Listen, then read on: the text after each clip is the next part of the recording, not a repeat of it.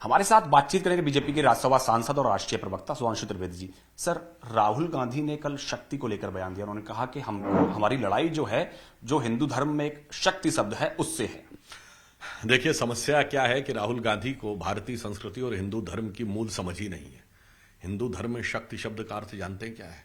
हमारे यहां मूल शब्द शक्ति माना गया है। वो भिन्न भिन्न रूपों में, चाहे वो लक्ष्मी नारायण के रूप में आए, चाहे गौरी शंकर के रूप में आए, चाहे सीताराम के रूप में आए। रामचरितमानस में कहा गया, अजह अनादि शक्ति अविनाशी सदा शंभु अर्धांग निवासी। ये तो अनादि शक्ति है, अविनाशी शक्ति है। और मैं विनम्रता और गर्व से कहता हूं कि भारतीय संस्कृति और हिंदू धर्मी एकमात्र ऐसी संस्कृति है जहां ईश्वर में स्त्री तत्व को स्थान दिया गया है। विश्व की समस्त संस्कृतियों में ईश्वर सिर्फ पुरुष है, स्त्री तत्व नहीं है, सिर्फ हमारे यहां है। और अगर आप उस ढंग से देखना चाहें तो पिछले चुनाव और इस चुनाव के बीच में एक सबसे बड़ा बदलाव यह आया है कि भारत चंद्रमा के अछूते कोने को, दक्षिणी ध्रुव को छूने वाला दुनिया का पहला देश बना है। और प्रधानमंत्री श्री नरेंद्र मोदी जी ने उस पॉइंट का नाम भी रखा है, पॉइंट शिव शक्ति। और ये तथाकथित परम शिव भक्त हिंदू को, तथाकथित परम शिव भक्त कुर्ते के ऊपर जनेऊधारी हिंदू को अगर शक्ति से विरुद्ध लड़ाई लड़नी है तो शक्ति से विरुद्ध कौन लड़ता था, यह दुर्गा सप्तशती में जाके पढ़ लीजिए, स्वतः स्थिति स्पष्ट हो जाएगी। बीजेपी ने अपने लिए 370 और एनडीए के लिए 400 पार का नारा रखा है। किस तरह से तैयारी है बीजेपी की, अगर बात करें तो? देखिए, प्रधानमंत्री श्री नरेंद्र मोदी जी के नेतृत्व में भारतीय जनता पार्टी ने जब जब लक्ष्य का निर्धारण किया है तो बहुत विचार करके विवेकपूर्ण ढंग से किया है। हमने 2014 में कहा 272 पार, तो लोगों ने मजाक उड़ाया, अरे 182 से ऊपर भाजपा कभी आई नहीं, अकेले एकदम स्पष्ट बहुमत कैसे आएगा? आया। 2019 में हमने कहा 300 पार, और वो हुआ। तो इस बार जो हमने कहा है भाजपा 370 और एनडीए 400 पार, तो आप देखिएगा वो होगा। और इसका प्रमाण क्या है? ये राहुल गांधी जी की जो तथाकथित न्याय यात्रा का समापन हुआ, तो इसमें 2 बिंदु याद करिए। उन्होंने प्रेस कॉन्फ्रेंस में क्या बोला? कभी न कभी तो भाजपा की सरकार जाएगी, मतलब साफ है, अभी ना अभी तो भाजपा ही आएगी। दूसरा, उन्होंने ईवीएम पे आरोप लगाना शुरू कर दिया।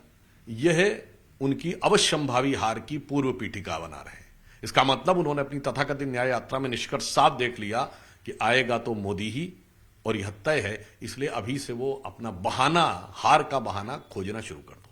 आपकी पार्टी के तमाम जो बड़े नेता हैं वो भी चुनावी मैदान में हैं। आपकी पार्टी के राष्ट्रीय मीडिया प्रभारी अनिल बलूनी जी भी पौड़ी गढ़वाल सीट से चुनावी मैदान में अपनी लगातार प्रचार कर रहे हैं।